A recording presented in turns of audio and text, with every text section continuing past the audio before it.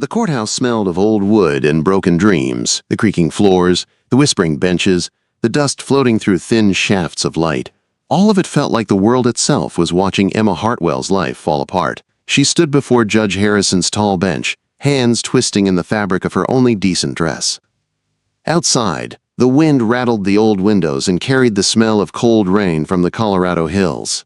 Judge Harrison adjusted his spectacles and looked down at her with the heavy weariness of a man who had seen too many lives ruined by bad luck and bad men. "Miss Emma," he said, his voice deep and final, "the law is clear. Your father's debts must be paid. Since he's passed, that debt now falls to you. And the court sees only two paths forward: debtor's prison or marriage to one of three men who've agreed to settle the debt in exchange for your hand." Emma's stomach turned. Her father's gambling had already cost them everything: their home, their name, and now it was about to cost her freedom. She lifted her chin, but her voice trembled. "I understand, Your Honor." Three men sat in the front row, waiting like buzzards on a fence post. The first, Cornelius Blackwood, was a heavy man in a silk vest too tight across his gut. His little eyes gleamed like coins, and when he smiled, it made Emma feel cold. Rumor said his last two wives had both died mysteriously, leaving him richer each time. The second, Harold Pembroke, was thin as a nail and just as sharp-looking. A banker. His pale hands twitched on his lap, and his tongue darted across his lips as he stared at her. Emma had seen his housekeeper once, with bruises that told their own story. And then there was the third man, Jake Morrison. He sat apart from the others, a shadow of a man carved from the mountain itself. Broad shoulders, rough leather jacket, dark hair falling in waves to his collar. His beard framed a face that looked both dangerous and lonely, like the wilderness had claimed him for its own. His eyes were storm gray, steady and unreadable. They called him the Devil of Devil's Peak, a hunter, a trapper, a man who had survived alone, where others froze to death or lost their minds. Some said he'd killed men. Others said he spoke to wolves. When their eyes met, Emma felt something strange, a pull deep inside her chest. Not fear, not exactly, but something that whispered, "If you must choose a man, choose the one who looks like he could break you, yet might never try." Judge Harrison's gavel came down hard. "You have until sundown to make your choice, Miss Hartwell. After that, the law will decide for you." The sound echoed like a coffin nail. When the men rose, Cornelius gave her a smile that made her skin crawl. Pembroke tipped his hat with a greasy kind of charm. But Jake Morrison only gave a single nod before walking out, quiet and sure. The smell of pine and smoke lingered in his wake. By the time the sun began to slide down the western sky, Emma's heart was a storm. She walked the dirt streets of Cedar Falls, every eye watching her, every whisper cutting through her resolve. "Poor Emma Hartwell," they said. "That foolish girl whose father gambled her life away." As dusk approached, her feet led her to the Silver Dollar Saloon. The sign creaked in the wind, the paint faded, but laughter and piano music drifted through the doors. She knew Jake would be there. Inside, smoke curled in the lamplight. Men paused mid-drink, watching her in surprise. A woman like her, young, proper, and desperate, did not belong in a place like this. The piano kept playing, slow and sad, and Emma found him in the corner, sitting alone with a half-empty bottle of whiskey. Jake didn't look up. "I was wondering if you'd come," he said, his deep voice rough as gravel. "Figured you'd pick one of the others. They've got more to offer. A roof, money, comfort." Emma walked closer, heart pounding. "Comfort and security," she said quietly. "Is that what you think I'm looking for?" Jake lifted his eyes and she felt their weight like fire. "I think you're looking for a way out of an impossible situation," he said. "Same as me." "You?" she asked, curious despite herself. He poured a second glass and pushed it toward her. "Loneliness," he said simply. "It eats at a man after a while. The mountains are quiet, but they can turn on you if you've got no one to share the silence with." Emma hesitated, then took the glass. The whiskey burned her throat, but it steadied her nerves. "Why agree to this arrangement?" she asked softly. You could have any woman who'd take you. Jake's jaw tightened. Had one once. Fever took her 3 winters ago. Been living like a ghost ever since. Told myself I didn't need anyone, but I reckon a man can lie to himself only so long before the silence starts to feel like punishment. The honesty in his voice cut through her fear. Here was a man who'd buried love, who'd seen pain and didn't hide from it. "And what would you expect from me?" she asked. "Companionship," he said. "Someone to share the work, the quiet, the nights when the wind won't let you sleep. I won't promise love, Miss Hartwell, but I can promise respect. You'll never go hungry, never be cold, and no man will ever raise a hand to you while I'm breathing." Tears stung her eyes. For the first time since her father's death, someone had spoken to her like she was worth something. She stood, her voice trembling but sure. "Mr. Morrison," she said, "I believe we have an agreement to formalize." Jake rose, towering over her. "Jake," he corrected gently. "If we're to be married, best start with honesty." That evening, under the flickering courthouse lamps, Judge Harrison read the vows. The ceremony was short and without joy, but when Jake said, "I do," it wasn't out of duty. It sounded like a promise. When they stepped out into the twilight, the wind had grown colder. Emma looked at the rugged man beside her and felt both fear and strange peace. Jake helped her onto his wagon. "It's a hard ride to the cabin," he warned. 4 hours if the weather's kind." "I'm ready," Emma said quietly.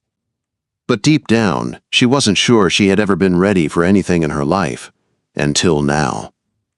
The moon was high when the wagon began to climb the mountain trail, and with every turn, Emma felt herself leaving her old world behind. She didn't know what waited in the wild silence ahead, but she knew one thing. She had chosen the man who looked like sin on a saddle. And for the first time in her life, that sin felt like salvation. The trail twisted higher into the Colorado mountains, a narrow line carved through thick pine and silver rock. The wagon creaked under its load as Jake Morrison guided the horses with the easy patience of a man who trusted the land more than people. The moonlight spilled across his shoulders, making him look like a figure cut from stone, strong, silent, and impossible to read. Emma sat beside him, hands tucked beneath her shawl, the cold biting through the fabric. She had thought she knew what quiet was, but this silence was something else. No gossiping townsfolk, no courtroom whispers, no sound but the horses' hooves and the lonely cry of a night bird somewhere far off. "How much farther?" she asked softly, her voice nearly swallowed by the wind. "Not long," Jake said. "Another mile or 2. Cabins near the hot spring. Keeps the ground warm, even when the snow's waist-deep." Quote.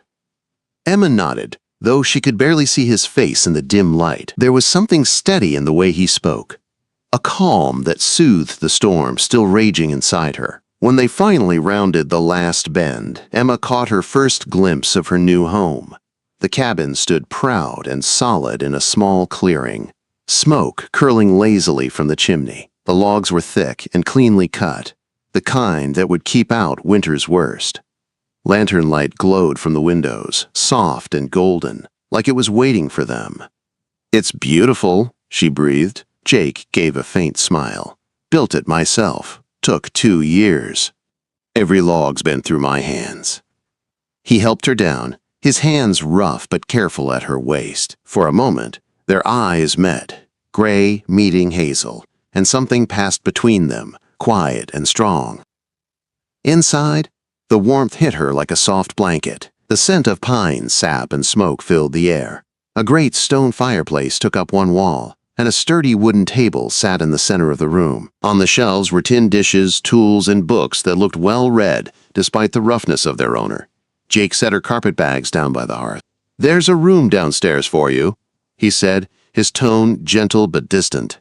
"I'll sleep up in the loft till you're settled." Emma turned to him, startled by the thoughtfulness in that simple offer. "Thank you," she said quietly. Jake nodded. "You'll find everything you need. Linens are clean. If you need anything, just call out." He turned to leave, but she stopped him. "Jake?" He paused in the doorway, one hand braced against the frame. "Why are you being so kind to me?" she asked, her voice barely above a whisper. For a long time he said nothing. Then he turned, and in the glow of the firelight, she saw something raw in his face. "Because I remember what it's like to be afraid," he said. "And because I made a promise to myself once, if I ever had someone under my roof again, I'd treat them with the same care I wish someone had shown me." His words hung in the air long after he climbed the ladder to the loft. That night, Emma lay awake, staring at the flicker of firelight on the ceiling. She had expected fear, maybe tears. Instead, she felt a strange calm. This man, this stranger, had given her space, respect, and something she hadn't felt in a long time: safety. In the morning, the sound of splitting wood woke her. She dressed quickly and stepped out into the crisp mountain air. Jake was by the chopping block, bare-armed, muscles working as he swung the axe in a clean rhythm. Each strike echoed across the clearing. He glanced up when he saw her. "Morning," he said simply. "Morning," she replied, folding her arms against the chill. "Can I help?" He hesitated, then pointed toward the barn. Chickens could use feeding. Feeds in a burlap sack by the door. It wasn't glamorous work, but Emma threw herself into it. By the time she returned, her hands were cold, her dress dusted with straw, and there was a spark of pride in her chest. Jake handed her a steaming mug of coffee. "You did good," he said. "Most town women wouldn't touch a chicken, let alone feed one." Quote, "Maybe I'm not most women," Emma said, taking a careful sip. His eyes lingered on her face, then softened. "No," he said quietly, "you're not." The days that followed settled into rhythm. Mornings were spent tending animals, gathering water, or helping Jake with repairs around the homestead. Afternoons brought lessons: how to stack firewood so it stayed dry, how to bank the fire so it lasted through the night, how to read the clouds for storms. Jake was patient, his voice low and steady as he taught her the rhythm of mountain life. And Emma found herself listening to him in more ways than one. One afternoon, as they repaired a fence, she asked, "You ever get lonely up here?" Jake paused, hammer mid-swing. "Used to," he said.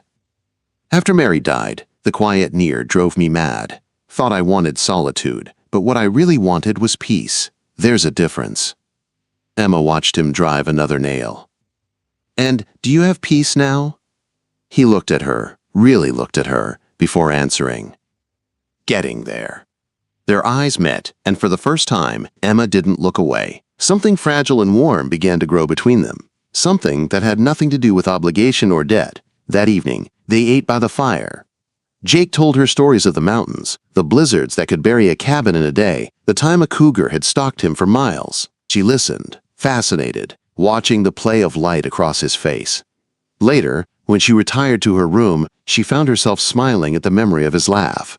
It was rare, deep and unexpected, like thunder rolling across distant peaks. But peace, she learned, never lasted long in the frontier. 3 days later, Emma woke to find Jake standing by the window, rifle in hand. His whole body was still, his expression cold. "What is it?" she whispered, her heart quickening. He didn't take his eyes from the clearing outside. "Riders," he said, "3 of them." Emma moved closer, peering past the curtain. 3 men sat on horseback near the tree line, their figures dark against the morning snow. They weren't moving, just watching. "Friends?" she asked, though she already knew the answer. "No," Jake said flatly. "That's Caleb Reeves." The name sent a chill down her spine. She'd heard it in town. The mining baron who wanted the mountain for himself, the one who'd lost a gunfight to Jake years ago and never forgiven it.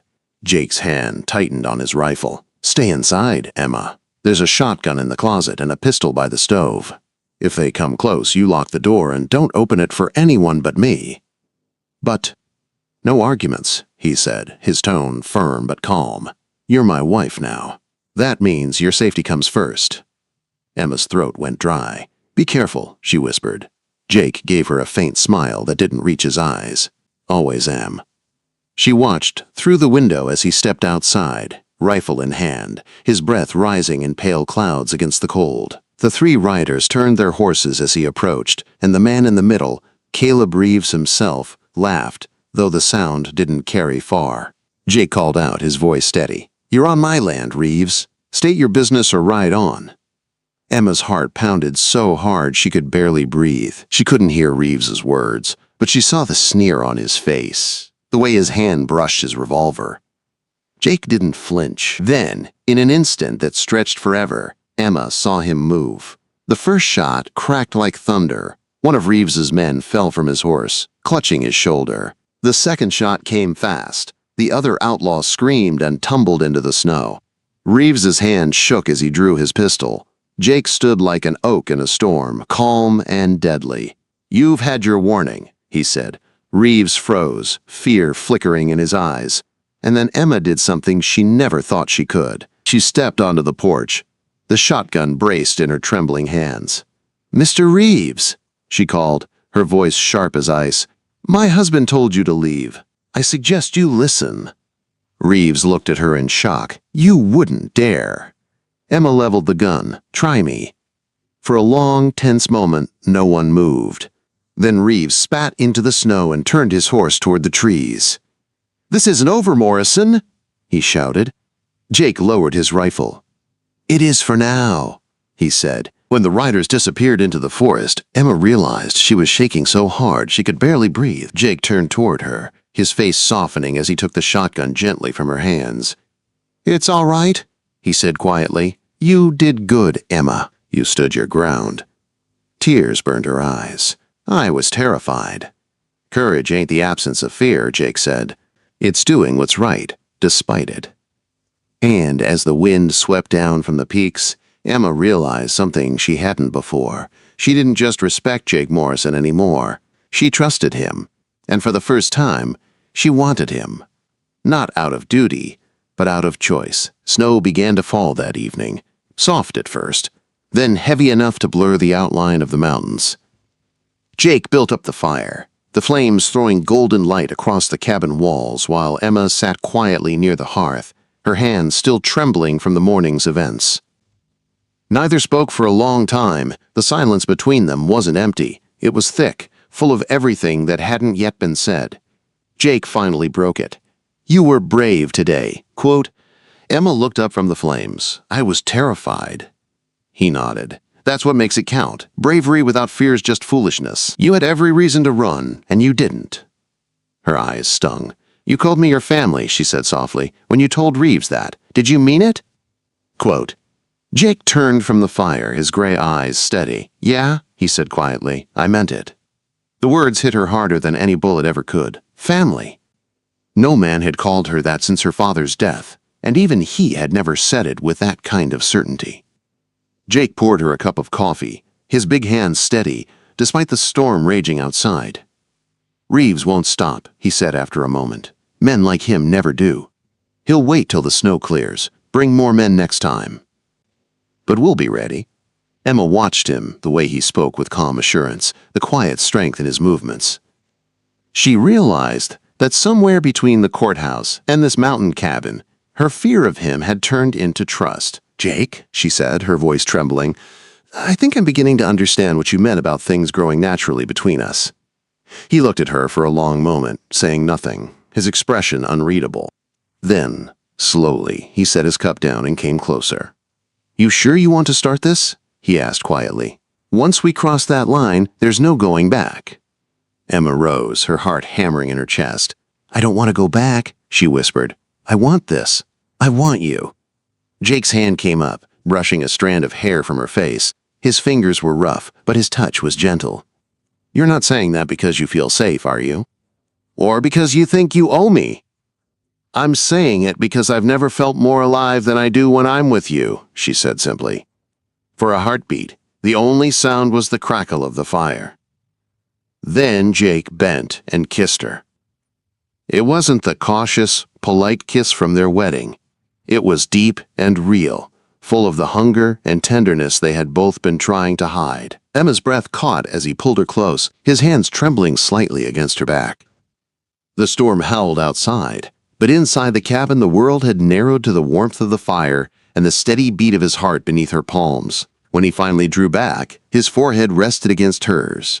"You sure?" he asked again. She nodded, her eyes glistening. "Yes." Jake lifted her easily into his arms and carried her toward the loft. The narrow stairs creaked beneath his boots, and the firelight flickered up the walls like it was blessing the union that was about to begin. This was meant to be a nursery. Jake said softly as he set her down on the bed.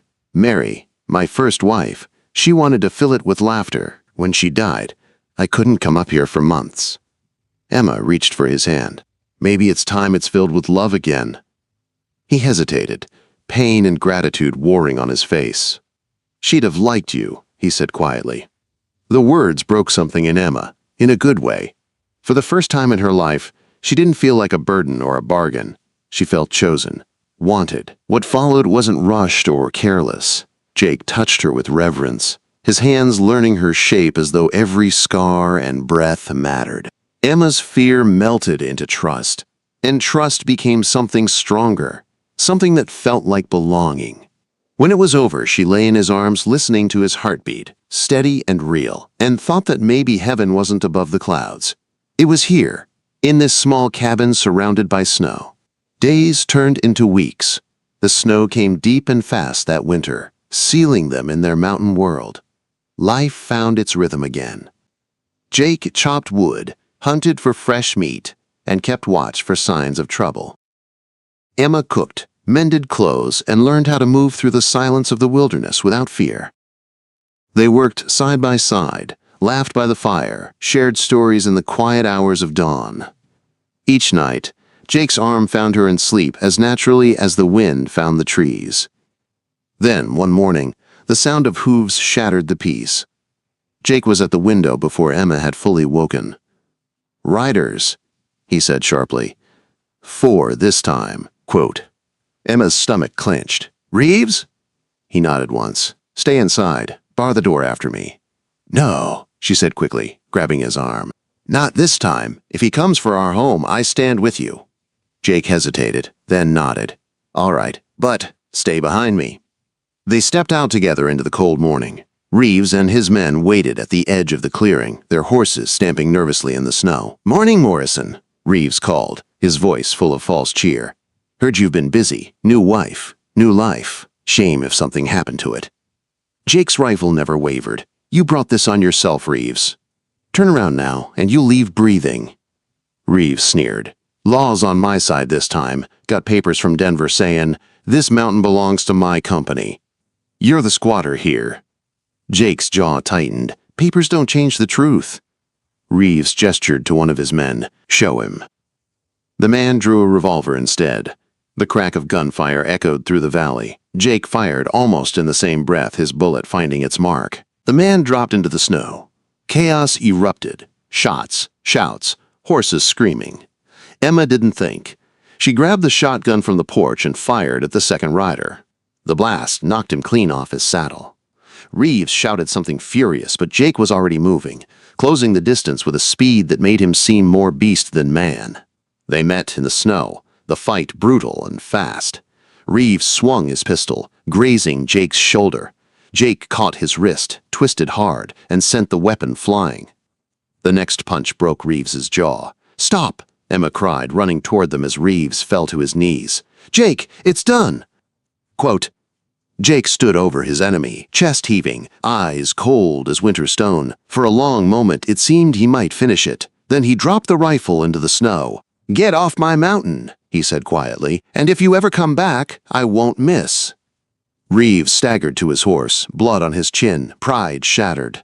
His men dragged him away, their retreating figures vanishing into the storm. When it was over, Emma ran to Jake, her hands trembling as she pressed them against the wound on his shoulder. "You're bleeding."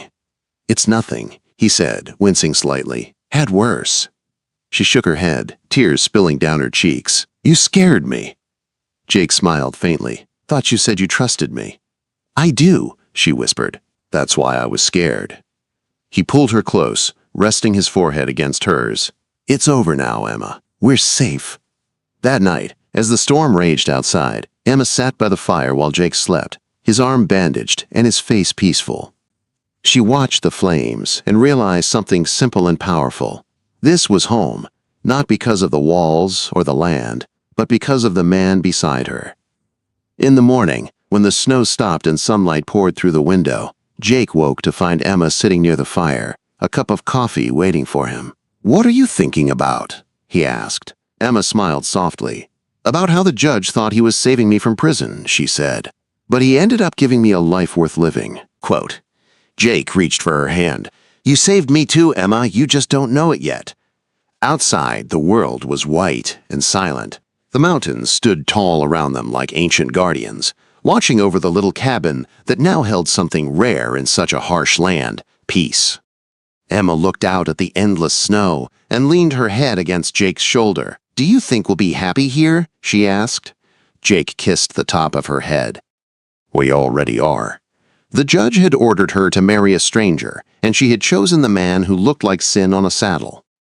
But in that wild mountain wilderness, Emma Hartwell had found what no law or decree could ever give. Love born from respect, shaped by hardship, and bound by choice. And together, they would face whatever the mountain sent their way.